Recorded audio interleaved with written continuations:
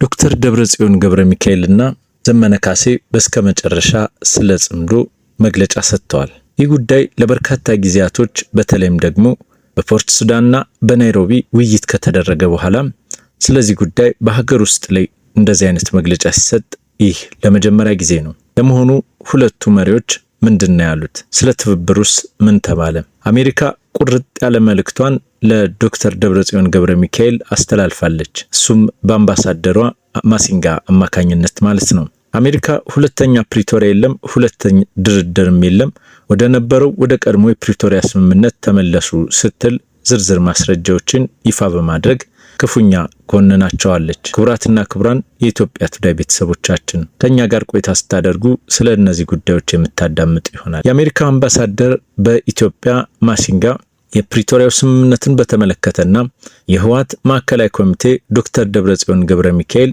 ያነሱላቸውን ጥያቄ አጠር ባለ መልስ ነው የዘጉት። በተለይም ደግሞ አምባሳደሩ ይህ ነገር እንዳይከሰት በርካታ ጊዜያቶችን የልዑክ ቡድኑን በመያዝ ወደ ትግራይ መቀለ አምርቼ ነበርም፣ በዛም ወቅት ምንም አይነት ነገር ለማናገር ፈቃደኛ አልነበርክም፣ ይባሱንም ብሎ አማኑኤል አሰፋን ማለትም የህወሓት ምክትል ሊቀመንበርን ነበር ያናገርኩት፣ አንተ በቦታው አልነበርክም ሲሉ ነበር ለዶክተር ደብረጽዮን ገብረ ሚካኤል ምላሻቸውን የሰጡት። አጠቃላይ በትግራይና በሰሜኑ የሀገሪቱ ክፍል አለፍ ሲልም ደግሞ በምስራቅ አፍሪካ እየሆነ ያለውን ነገር በቅርበት እየተከታተልኩ ነው ያሉት ማሲንጋ ይህንን ጉዳይ በተመለከተ ቀድመን ነገሮች እንዳይባባሱ የኃይል እርምጃዎች እንዳይሰፉና ሌሎች የተለያዩ ጉዳዮች እንዳይከሰቱ አንተንም ለማናገር ሞክሬያለሁ። የልዑክ ቡድኔንም በመያዝ ወደ ምዕራብ ትግራይ ወይም ደግሞ ወደ ወልቃይት አምርቻለሁ። ከዛም ባለፈ በመቀሌም ቆይታ አድርጌያለሁ። የነገሮችን ምክንያትም ለመረዳትና ለማስረዳት ሞክሬያለሁ ይላሉ አምባሳደሩ።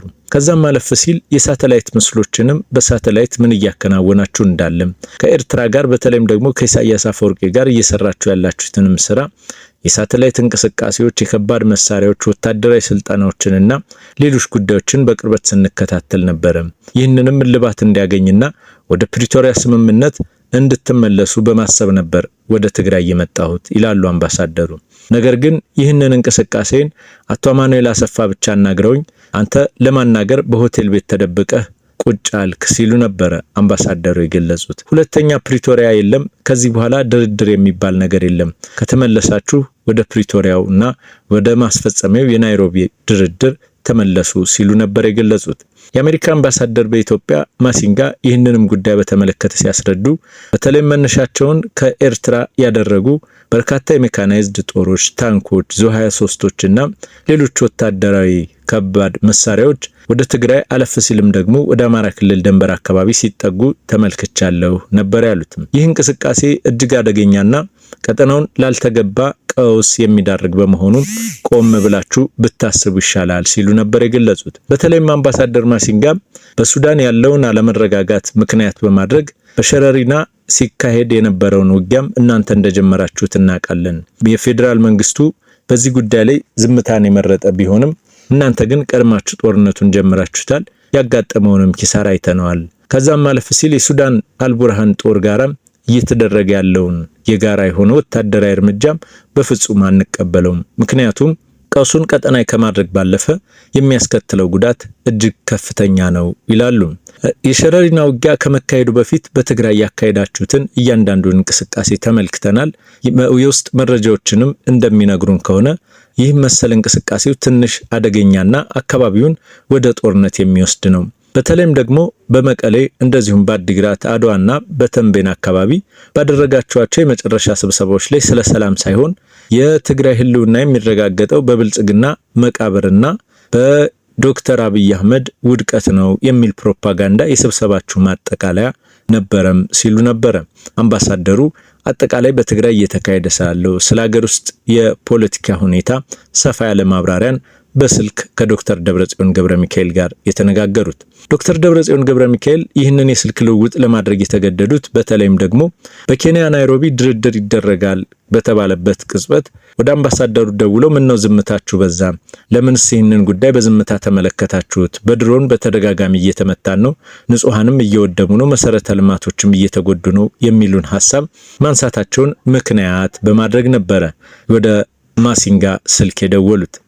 ከዚሁ ጋር በተያያዘ ከኢሳያስ ጋር ስላላቸው ቁርኝት ያስረዱት ኢሳያስ አስገድዶን ነው ያሉት የፖለቲካ ኢኮኖሚያዊ ውጥረቶችን ምክንያት በማድረግ ሁሉም መስመር ላይ ስለተዘጋብን ወደ ኤርትራ አዙረናል ፊታችን፣ ከኤርትራም ጋራ አንድ መተንፈሻ መስመር አለን።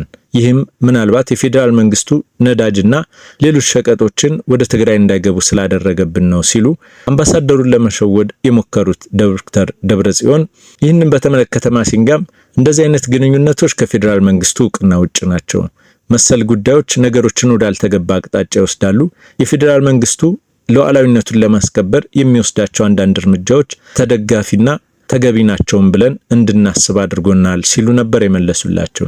ከዚህ ልውውጥ በኋላ ዶክተር ደብረጽዮን ገብረ ሚካኤል ኢሳያስ ይገለኛል፣ ይህንን ጉዳይ ከኔና ካንተ ውጭ ማንም እንዳይሰማ ቢሉም የዲፕሎማቲክ ምንጮችና ይህንኑ የልውውጥ በተመለከተ አሜሪካም አቋሟን ይፋ አድርጋለች። ዳግም ፕሪቶሪያ የሚባል ነገር የለም።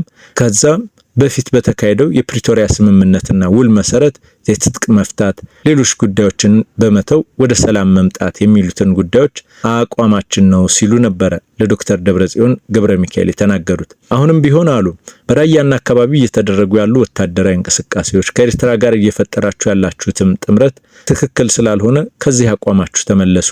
ይህንን ጉዳይ የአሜሪካ መንግስትም አይቀበለውም። የትግራይ ህዝብ ደግሞ ሰላም ይፈልጋል። ሰላሙን እናንተ ናችሁ እያደፈረሳችሁ ያላችሁበት ይላሉ። ለዚህም ማሳያ የሚሉት ጊዜያዊ አስተዳደሩን በተለይም ደግሞ ከጌታቸው ረዳ በኋላ የተተኩትን ጄኔራሉን ወደ ቦታቸው እንዲመለሱ ጊዜያዊ አስተዳደሩ ከፌዴራል መንግስቱ ጋር እየተነጋገረ ነገሮች የሚስተካከሉበትን መንገድም እኛ እንመለከታለን ሲሉ ነበር ሰፊ ማብራሪያን የሰጡት። በተለይም ደግሞ ከኤልኒኖ ወይም ከከባቢ አየር ለውጥ ጋር ተያይዞ በትግራይ ወደ 143 የሚሆኑ ወረዳዎችና ቀበሌዎች ላይ እያጋጠመ ባለው ከፍተኛ የዝናብ እጥረት ከዛም ማለፍ ሲል ደግሞ ከባድ የሆነ ዝናብና ድርቅ ምክንያት የሚጎዱ ዜጎችን ለማትረፍ የሰብአዊ ድጋፍ ማድረግ አሁን ላይ ተገቢ የሆነበት ሰዓት ስለሆነ ከዚህ ከወታደራዊ ውጥረት ወጣችሁ ወደ ሰላም መንገድ መምጣት ጊዜ አስተዳደሩን መመለስና ህወሓት ያቋቋመውን ማዕከላዊ ምክር ቤት ወይም ደግሞ የፕሪቶሪያ ውል ከመፈጸሙ በፊት የነበሩትን ወደ ኋላ በመተው ከፕሪቶሪያ ስምምነት በኋላ ባሉት እያንዳንዱ እንቅስቃሴ እንዲጓዙ ሲሉ ነበር አምባሳደሩ በከፍተኛ ሁኔታ ያስጠነቀቁትም። ከዚህ ውይይት በኋላ በትግራይ ቴሌቪዥን ሰፊ ማብራሪያ የሰጡት ዶክተር ደብረጽዮን ገብረ ሚካኤል ጽምዶን ሌላኛው መወጫ ምክንያታቸው አድርገዋል። በተለይም አሁን ከገቡበት የፖለቲካና የዲፕሎማሲያዊ ውጥረት ጋር በተያያዘ ጽምዶ ሌላኛው የትግራይን ህዝብ ወደ ሰላም ለመመለስ የትግራይን ህዝብ ለህዝብ ነው ሲሉ የነበሩ ቢሆንም አሁን ላይ ግን በይፋ ወታደራዊ ጥምረት መሆኑንና ይህ ጥምረት ደግሞ በተለይም የፌዴራል መንግስቱን ከመጣል ባለፈም ሌሎች ተያያዥ ጉዳዮችንም ለመስራት የታለመ ነው ይላሉ። እንደ ዶክተር ደብረጽዮን ገብረ ሚካኤል ገለጻ ከሆነ ጽምዶ የተጣመረው በ9 አባላት ነው ይላሉ።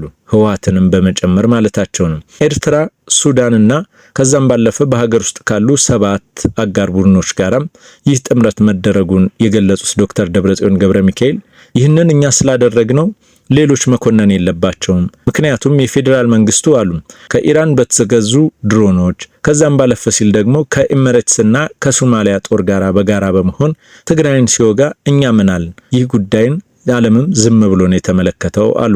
ስለዚህ ጽምዶን በመፍጠራችን አሁን ላይ ሌሎች ምንም ማለት አይገባቸውም። ይህ የኛም የፖለቲካ አስተላለፍ ነው፣ የኛም መብት ነው ሲሉም ይናገራሉ። እንደውም ይባሱን ብሎ ዶክተር ደብረጽዮን ገብረ ሚካኤል ይህንን የጽምዶን ጉዳይ በተመለከተ ዘግይተናል እንጂ ፈጥነናል ማለት አይቻልም። ይህ ጥምረት መፈጠር ያለበት ከዚህ በፊት በነበሩት ፖለቲካዊና ኢኮኖሚያዊ እንቅስቃሴዎች ነበሩ። ይህንን ደግሞ ትግራይ ለማድረግ በቂ ምክንያት አላት ሲሉ ነበር የገለጹት። የአቋም ለውጥን በተመለከተ አሁን ላይ ዘግይተው እየወጡ ያሉ መረጃዎችም እንደሚያሳዩት ከሆነ በተለይም የምዕራብ ትግራይ የሚባሉትን ጉዳዮች ከአቋም መውጣቱን ገልጸዋል። የተፈናቃይ ጉዳይና የምዕራብ ትግራይ ጉዳዮችን በአቋም ደረጃ እንደማይመለከቱት የገለጹት ዶክተር ደብረጽዮን ገብረ ሚካኤል አሁን ላይ ይህንን እንቅስቃሴ ወደ ሰላማዊ መንገድ ለማሻገርና የፌዴራል መንግስቱን ከጣልን በኋላ በሰላማዊ መንገድ የሚፈቱ ይሆናሉ። ይህንን አቋማችንም ለውጠናል ሲሉ ነው የተናገሩት። ነገር ግን አንዳንድ የአካባቢውን የፖለቲካ ሁኔታ፣ ወታደራዊ አሰላለፉን በአግባቡ የሚገመግሙ ሰዎች እንደሚናገሩት ከሆነ ሸረሪና ብዙውን የህወሓትን እቅድ ያከሸፈ ነው ይላሉ። በሸረሪና የተገኙት ወታደራዊ ድሎች፣ ወታደራዊ ሎጂስቲክ፣ የአርሚ 13 እና አርሚ 7 እንደዚሁም ደግሞ የሱዳን ፈጥኖ ደራሽ ኃይል RSF የሰሜን ኩምሩክ ግዛትን መያዙ ምናልባትም የህወሓትን እንቅስቃሴ ከአልቡርሃን ጋር ከመስራቱ ጋር ተያይዞ እንደሚያመቸው ስላላደረገለትና አብዛኛው ተዋጊ ኃይል ስለተወጋበት በዛ ምክንያት ነው ይህንን አቋም ለውጥ እያመጡ ያሉት ሲሉም ብዙዎች ይሞግታሉ። የሙግቱም ምክንያት ምናልባትም መሬት ላይ ካሉት ሁኔታዎች ጋር አብረው የሚዛመዱ ሊሆኑ ይችላሉ። ከዚሁ ጋር በተያያዘ ሌላኛውን መግለጫ የሰጡት የአማራ ፋኖ ብሔራዊ ንቅናቄ ሊቀመንበር አርበኛ ዘመነ ካሴ ከፈረንሳይ ሊቴምፕስ ጋዜጣ ጋር በነበራቸው ቆይታ ነው። ይህንኑ የደብረጽዮን ሐሳብ ቃል በቃል የተጋሩት አርበኛ ዘመነ ካሴ የፋኖ ኃይሎች የተዋሃዱት እዝ መፍጠራቸውን፣ ጠቅላይ ሚኒስትር አብይ አህመድን ከስልጣን ለማስወገድ ፋኖ ከአፋር፣ ከበርታ ጉምዝና ከሶማሌ ኃይሎች ጋር ውይይት ማድረጉን ካገዛዙ ውድቀት በኋላ የጋራ ሀገር ለመገንባት ለመስራት እንደሚያስችል ነው የገለጹት። አርበኛ ፋኖ ዘመነ ካሴ ይህንን ሐሳብ ሲናገሩ ጥምረቱን 7 አሉ እንጂ የውጭ ኃይሎችን ለመግለጽ አልፈለጉም። ልክ እንደ ደብረጽዮን 9 ህብረቶች ነው ያሉት፣ ሱዳንና ኤርትራን ጨምረው ማለት ነው። የሉዓላዊነትን ጉዳይ በአግባቡ የተረዱ አርበኛ ዘመነ ካሴም ከሀገር ውስጥ ካሉ ኃይሎች ጋር በማለት በተለይም ደግሞ ከኦጋዴን ነጻ አውጪ ግንባር ጋር በቅርበት የተፈጠሩትን ትስስሮች ይገልጻሉ። ከትግራይ ህዝብ ጋር ስላሉት ጉዳዮች ሰፊ ማብራሪያ የሰጡት አርበኛ ዘመነ ካሴ የሁለቱ ህዝቦች በተለይም ደግሞ በግጭት ምክንያት በድንበር ይገባኛል ለፌዴራል መንግስቱ መጠቀሚያ ወይም ደግሞ ስልጣን ማስረዘሚያ ሆነዋል ያሉ ሲሆን ይህ ደግሞ ስትራቴጂካዊ የሆነ አጋርነት እንዳንፈጥር አድርጎን ቆይቷል። አሁን ግን በሁለቱ መካከል ያለውን ልዩነት በአግባቡ ለመረዳት ችለናል ይላሉ። ይህንን ጥምረት ለመፍጠር ካስገደዱን ዋነኛ ምክንያቶች ይላሉ የድሮንና የከባድ መሳሪያ ጥቃት አሁንም እንደቀጠሉ ናቸው። ይህንን እንቅስቃሴ በሰብአዊ መብት ከሌሎች ጉዳዮች ጋር ተያይዞ እየደረሰ ያለውን ጉዳት ምዕራባውያንም ሆነ አሜሪካ እያወቀች ዝም ብላን አልፋለች ሲሉም ይሞግታሉ። ከዚህም አኳያ ጥምረቱ የተቀደሰና ለተሻለ ዓላማ መሆኑን ነበር የገለጹት። ክቡራትና ክቡራን የኢትዮጵያ ቱዴይ ቤተሰቦቻችን እናንተስ ምን ትላላችሁ? ሐሳብ አስተያየቶቻችሁን እያጋራችሁን መቀጠል እንችላለን። የምስራቅ እዝን የተመለከተ ይሆናል። ሌላኛው ከዚሁ ከምስራቅ እዝ ጋር በተያያዘ የምስራቅ እዝ ምክትል አዛዥ ለኦፕሬሽናል ሜጀር ጄኔራል ተስፋዬ ባህር በባህር ዳር ለሚገኙ የዙ ስታፍ አባላት ማዕረግ አልብሰዋል። በዚሁ ስነ ስርዓት ላይ ባስተላለፉት መልእክት ማዕረግ እንዲሁም የሚሰጥ ነገር አይደለም፣ ውጣ ውረድና ድካም አለውም ብለዋል። ግዳጅን በስነ ምግባርና በላቀ ውጤት በመፈጸም የሚገኝ ክብር ስለመሆኑም አንስተዋል። ወታደሩ ለሀገሩ በሰራው ልክ በየጊዜው የማዕረግ እድገት ያገኛል ያሉት ምክትል አዛዡ ዛሬ የተሾሙት ጓዶች የመቆያ ጊዜያቸውን ስለሸፈኑ ብቻ ሳይሆን ለሀገራቸው በጽናት ቆመው ለከፈሉት ዋጋ ማረጋገጫም ስለመሆኑም ጠቁመዋል። ከዚሁ ጋር በተያያዘ ሜጀር ጄኔራል ተስፋዬ እንዳሉት ሹመቱ ለቀጣይ የበለጠ መስራት እንደሚቻል ማሳያም ነው። ተቋሙ አምኖባችሁ በሰጣችሁ ማዕረግ ጠንክራችሁ በመስራት የበለጠ ውጤት ማስመዝገብ ይጠበቅባችኋል ሲሉም መልእክት አስተላልፈዋል። ከቅርብ ጊዜያት ወዲህ በአማራ ክልል ላይ እየተካሄዱ ባሉ የተለያዩ ኦፕሬሽኖች መሰል የማዕረግ ማልበስ እንደዚሁም ደግሞ ወታደራዊ ማበረታቻዎችን ማድረግ አሁን ላይ እየተለመዱ መጥተዋል። ምናልባትም በአካባቢው ካለው ፖለቲካዊና ኢኮኖሚያዊ የወታደራዊ እንቅስቃሴ ማኳያ ይህ ጥምረት ሁነኛ ምክንያትም ሊሆናቸው ይችላል።